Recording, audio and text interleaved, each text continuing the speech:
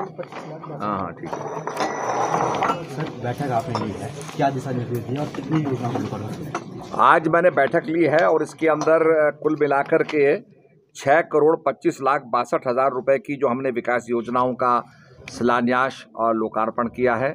ये 6,25,62,000 की सौगात रुद्रप्रयाग जिले को मिली है।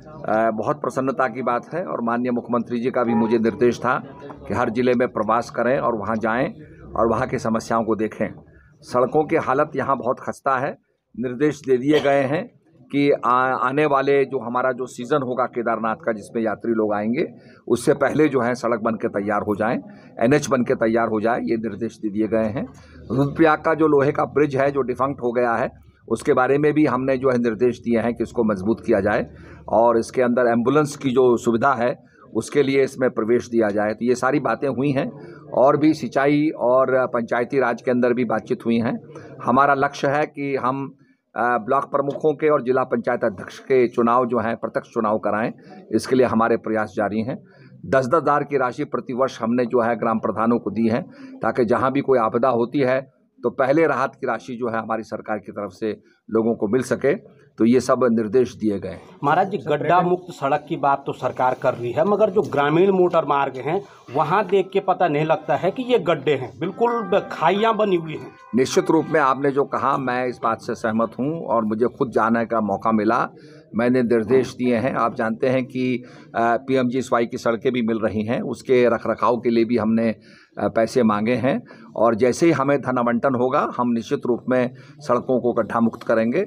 इसके साथ साथ मैं और भी बहुत कुछ नए ऐप ला रहा हूं जिससे हमें और पता चलेगा। और आप जानते हैं कि उत्तराखंड बहुत विशाल प्रदेश है और उसमें काफ़ी एरेटिक वर्षा होती है। आपको पता है किस प्रकार से वर्षा हुई, ठंडी आई, फिर वर्षा हुई, हिमपात हुआ। तो ऐसी सब चीज़ों को देखते हुए सड़कों के रखरखाव में दिक्कतें होती हैं। फिर भी मैं चाहता हूं कि आज हमारी कनेक्टिविटी बनी हुई है और भी सड़कें बन रही हैं। बहुत चुनौतीपूर्ण कार्य है। हिमालय में हिमालय जैसी समस्याएं हैं, उसके निदान के लिए हम तत्पर हैं और मैंने पूरा यहाँ निर्देश दिए हैं। कुछ सड़कें हमारी फॉरेस्ट से रुकी हुई हैं, उसमें भी निर्देश दिए गए हैं कि तत्काल उसमें कार्रवाई की जाए और उसमें स्वीकृति प्रदान की जाए ताकि हमारी सड़कें बन सके, कनेक्टिविटी हो सके। महाराज जी, हम लोग सिर्फ धार्मिक पर्यटन की बात कर रहे हैं, जबकि जो मुख्य पर्यटन है उसकी तरफ किसी का ध्यान नहीं है। नहीं, उसमें भी मैंने बढ़ाया है। धार्मिक पर्यटन के अलावा जो हमने एडवेंचर टूरिज्म को बढ़ाया है और हमको एडवेंचर टूरिज्म में उत्तराखंड को पहला अवार्ड मिला है, ये हमने किया है। इसके साथ साथ फिल्म टूरिज्म को हम बढ़ावा दे रहे हैं ताकि यहाँ की वादियाँ, यहाँ की घाटियाँ, यहाँ की सुरभ चोटियाँ जहाँ से आपको हिमाच्छादित बर्फ़ की पहाड़ियाँ देखने को मिलती हैं, वो सब टूरिज्म में आए। इसके साथ साथ धार्मिक टूरिज्म तो है ही यहाँ पर धार्मिक टूरिज्म के साथ साथ जो रमणीयता यहाँ की, जो सुंदरता यहाँ की है, उसको भी लोग देख रहे हैं।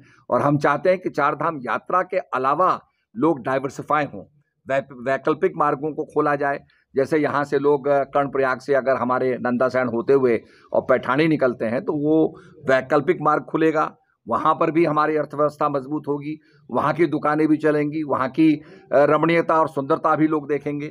तो ये सब हम करने जा रहे हैं। महाराज जी, कालीमठ और त्रिजुगी पुलिस का क्या कॉन्सेप्ट है?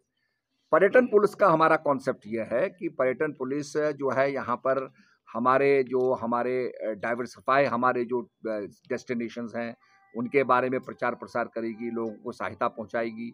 उसके बाद कहीं किसी को व्हीलचेयर की आवश्यकता होगी उसको प्रदान करेगी और जो हमारे मंदिरों का जो इतिहास है उसको बताएगी। जैसे अगस्त मुनि है, मुनि जी का जो प्रभाव है वहाँ पर और मुनि जी की जो कथा है कि वर्षा नहीं होती है तो मुनि जी की डोली निकालिए तो वर्षा हो जाती है, अतिवृष्टि हो रही है, वर्षा रुक नहीं रही है तो मुनि जी की डोली निकालिए तो वर्षा रुक जाती है। इस प्रकार की जो वहाँ की कथाएं हैं, पूरा जो फोकलोर है और पूरी वहाँ का जो मैं समझता हूँ इतिहास है, ये हमारा पर्यटन पुलिस बताएगा, लोगों को सुविधा प्रदान करेगा। हमारा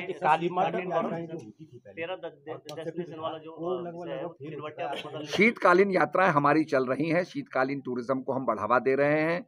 जिस प्रकार से पहले यमुनोत्री में पटबंध हो गए हैं, पर यमुनोत्री की पूजा खरसाली में होती है, गंगोत्री की पूजा बुकमा में होती है, केदारनाथ की पूजा ऊखीमठ में होती है और भगवान बद्री विशाल की पूजा आपके पांडुकेश्वर और जोशीमठ में होती है। ये शीतकालीन डेस्टिनेशन को हम आगे प्रचारित प्रसारित कर रहे हैं। जहाँ जहाँ भी शीतकालीन पूजा हो रही हैं उसको इंटरनेट के जरिए हम दिखा रहे हैं तो ये सब काम हम लोग करने जा रहे हैं।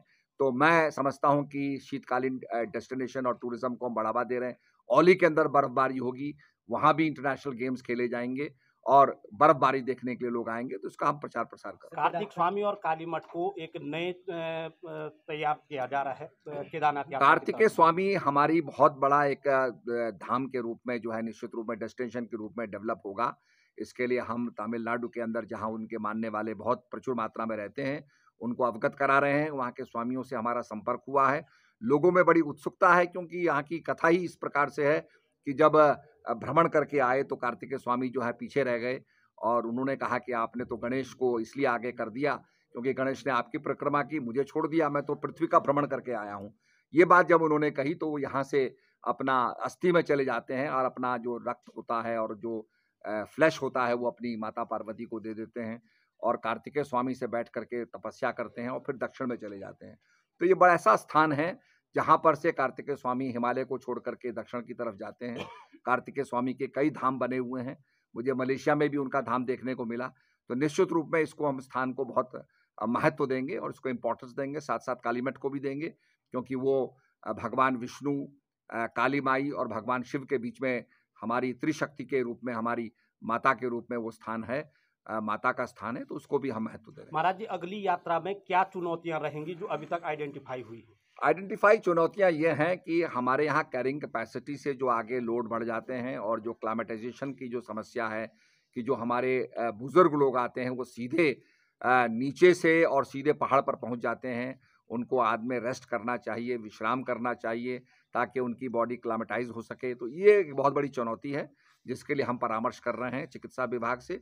उनके परामर्श को इम्प्लीमेंट किया जाएगा और कैरिंग कैपेसिटी के मुताबिक यात्री यहाँ पर आएंगे। सर, केदारनाथ विधायक जी हैं, उनकी एक शिकायत है, उन्होंने कहा कि मैं नाराज हूँ मंत्री जी से, जिस कारण से क्योंकि जो लापरवाह अधिकारी होते हैं, जो पनिशमेंट वाले अधिकारी होते हैं, उनको पहाड़ों में भेजा जाता है, जबकि यहाँ पर अच्छे अधिकारी। अच्छे अधिकारी हम भेजेंगे निश्चित रूप में, आप चिंता न करें। धन्यवाद।